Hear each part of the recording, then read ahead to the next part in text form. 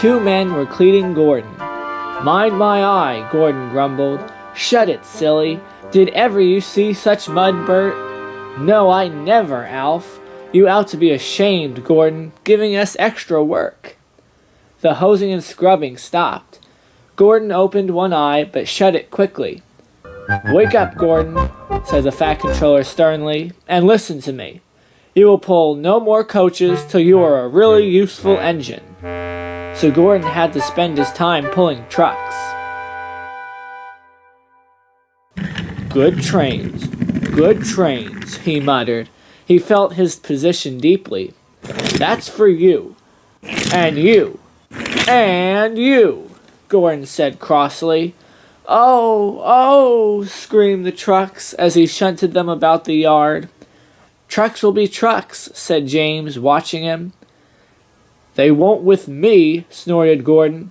"I'll teach them. Go on." And another truck scurried away. "They tried to push me down the hill this morning," Gordon explained. "It's slippery there. You'll probably need some help."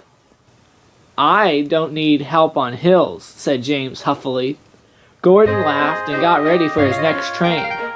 James went away to take the express. "Slippery hills indeed," he snorted. "I don't need help." Come on, he puffed. All in good time, grumbled the coaches. The train was soon running nicely, but a distant signal checked them close to Gordon's Hill. Gordon's Hill used to be bleak and bare.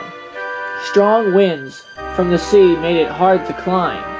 Trees were planted to give shelter, and in summer the trains run through a leafy avenue. Now autumn had come, and dead leaves fell.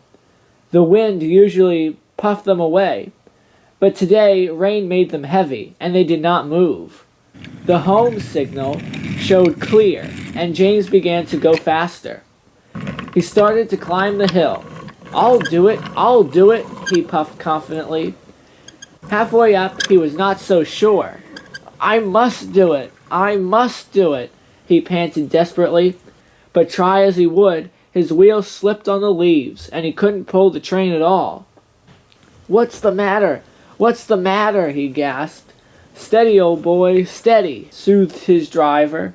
His fireman put sand on the rails to help him grip, but James's wheels spun so fast that they only ground the sand and leaves to slippery mud, making things worse than before. The train slowly stopped. Then, "Help, help, help," whistled James, for though his wheels were turning forwards, the heavy coaches pulled him backwards, and the whole train started slipping down the hill. His driver shut off steam, carefully put on the brakes, and skillfully stopped the train. "Phew!" He sat down and mopped his face. "I've never known that happen before." "I have," said the fireman, "in Bincombe Tunnel, Southern Region." The guard poked his head in the cab. "Now what?" he asked. "Back to the station," said the fireman, taking charge, "and send for a banker." So the guard warned the signalman, and they brought the train safely down. But Gordon, who had followed with the goods train, saw what had happened. Gordon left his trucks and crossed over to James. "I thought you could climb hills," he chuckled. James didn't answer. He had no steam. "Ah, well, we live and learn," said Gordon. "We live and learn. Never mind, little James," he went on kindly. "I'm going to push you behind. Whistle when you're ready." James waited till he had plenty of steam. Then, "Peep, peep," he called. "Poop, poop, poop." "Pull hard," puffed Gordon. "We'll do it," puffed James. "Pull hard, we'll do it," the engines puffed together.